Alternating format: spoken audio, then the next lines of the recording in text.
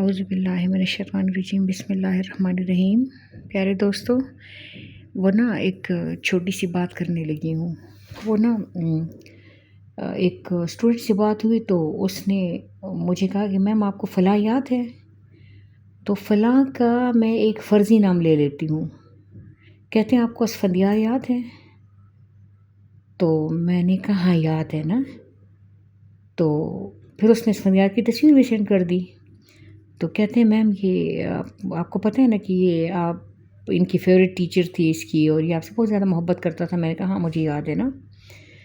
تو کہتے ہیں اس کی ڈیتھ ہو گئی ہے۔ میں نے کہا کیوں؟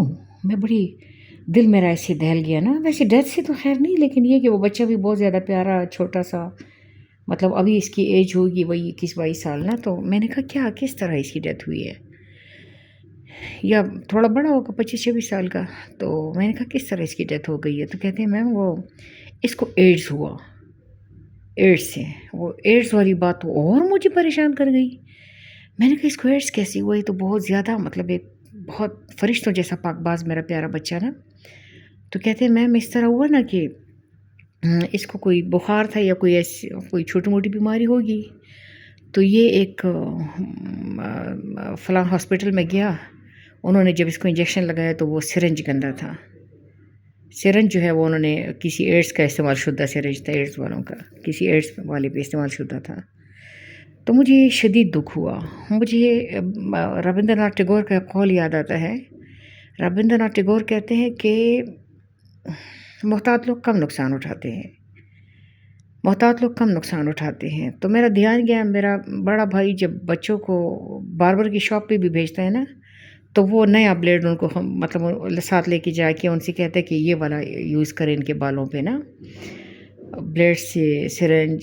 اور یہ کیا نام ہے، دانتوں کے ڈاکٹر کے پاس بندہ جائے تو وہاں جتنے بھی اوزار ہیں وہ اپنے سامنے ہم یوز کروائیں، اپنے سامنے ہم سے کہیں کہ مطلب نیا آپ نے اوزار یوز کرنا ہے، چاہے اس کی وجہ سے تھوڑا سا مطلب پیسہ زیادہ بھی لگے، سوکھے۔ اور سرنج وغیرہ تو بالکل بھی، وہ تو بالکل آپ کے سامنے کھولے، ساتھ لے کے جائے یا آپ کے سامنے وہ کاغذ سے پیکٹ سے نکالے۔ اور اللہ تعالیٰ سے امداد طلب کریں، اور محتاط لوگ کم نقصان اٹھاتے ہیں۔ تو اللہ تعالیٰ خیریت رکھے۔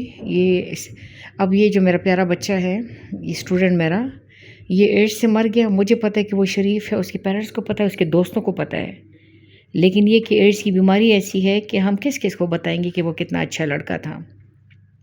اللہ تعالیٰ اس کو وہ جہان بہتر کرے، اور ہمیں احتیاط برتنی چاہیے، اور اللہ تعالیٰ سے مہربانی طلب کرتے رہنا چاہیے، تاکہ اللہ تعالیٰ کا ہمارے اوپر توجہ رہے۔ خوش رہو، آباد رہو۔